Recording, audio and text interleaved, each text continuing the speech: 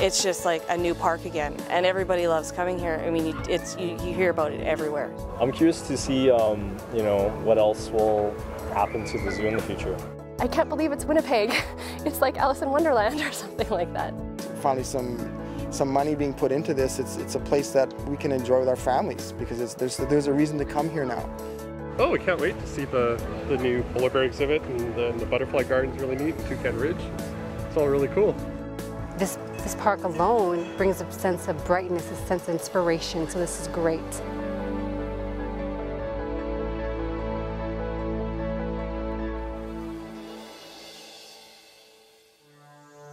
Assiniboine Park is probably one of the really great examples in Canada of a government, municipal government, taking a real strong step into the future. Assiniboine Park was established in 1904 when the city of Winnipeg purchased several hundred acres for green space, walking paths, and formal gardens. I think each park has its own character. I mean, you can go into Central Park in New York and it reflects what New York is, and I think Assiniboine Park reflects what Winnipeg is, and it kind of grows out of our own soil. One of the largest city parks in Canada, Assiniboine Park has been the heart of Winnipeg for generations. I think of Assiniboine Park as a continuum of memories, of experiences and time spent with family. I think of going there with my grandparents when I was a young boy. I think of going there with my parents, and I had the opportunity to spend a lot of time there with my own children. That's what comes to mind when I think of the park. It's something that defines our city. It's something that has defined us over generations. It is almost like it's a family member to people, and they have that personal, emotional sense of wanting to protect it. We want this to be a destination, both for the citizens of Winnipeg and the province of Manitoba, but equally Canada, North America, and the world. We've created a master plan for the park that is about taking what's there and what the park is already known for and transforming that.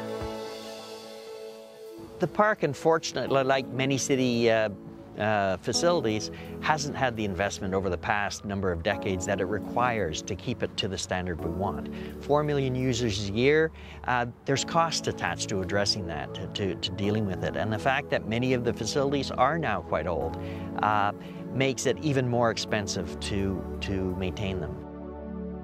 Assiniboine Park Conservancy was formed to manage park operations, improve facilities, and upgrade park infrastructure. As a not-for-profit, we're able to go out and raise private money, corporate money, foundation money, offer tax receipts, and coordinate all of that activity that the city could never do. It allows us to pursue a very different vision for the future of the park.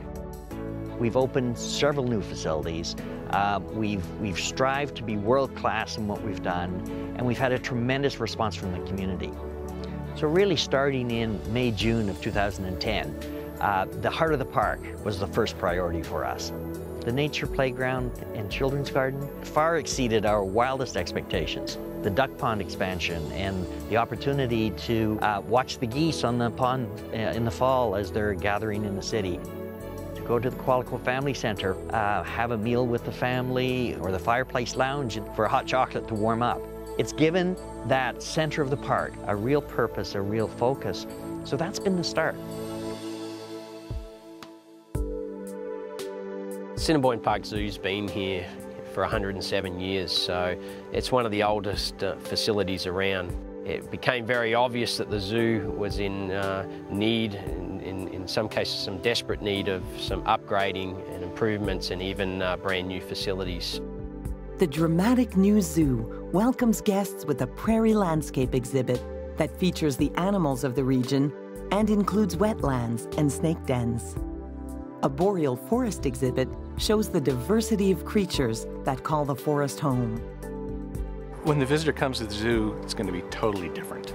This is going to be a highly immersive exhibit environment where you're feeling the environment, you're feeling the animals, you're feeling the atmosphere. You'll see the animals as if they're really in their habitat that's recreated, and the animals will be acting naturally in each one of their exhibits. You feel like you're actually there with the animal, and we want to invoke that type of personal sort of relationship with people and the animals. The visitors' experience culminates in Journey to Churchill, a stunning 4-season Arctic exhibit with species from Canada's north. The Journey to Churchill is going to be an amazing adventure for the zoo visitor. It's going to be a total remake of a portion of the zoo to really a world-class exhibit, specifically looking at and discussing the issues of climate change, environmental change, and the issues dealing with the Arctic. We're hugely focusing here on endangered species, species at risk, and although the polar bear will be sort of our big species that everybody focuses on, we have a lot of endangered species here at the zoo. This will be a fun experience at the zoo. In the process, you'll be learning about specific issues and, importantly, what you can do to inspire and make change in your day-to-day life to improve the environment. We really are just starting on this process and this journey, and there's still a lot more work to be done. And we do need to raise that money, and we do need to make sure that the enclosures across the board wow the public.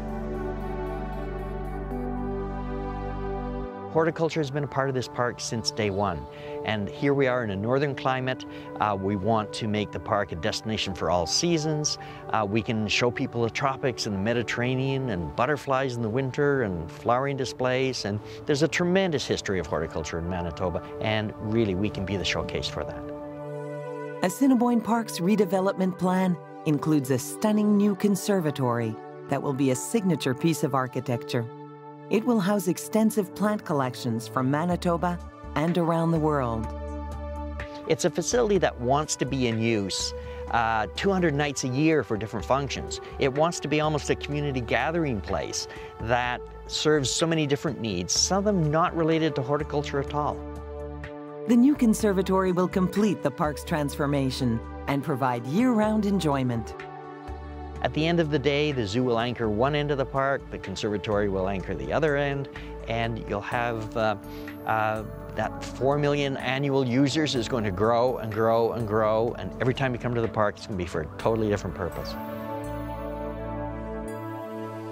The park has given us a lot, and it's time that we gave back to it our very best ideas and our very best effort. We've done some really, really spectacular things in 2 years, and looking forward, we've just begun. There is so much more coming, so much more that we're going to offer the community, so many more ways in which the community is going to use the park and contribute to the park and contribute to our success. And how can you help but be excited about that? This is something that really is an investment in generations. But this is really an opportunity for those to give small, to give big, to really give back to the community, to the zoo. And we will not only accomplish building and rebuilding the park, but we'll help rebuild the community. I'm incredibly excited about this. It's like having the opportunity to bring new life to an old friend. And how often do you have an opportunity to do that?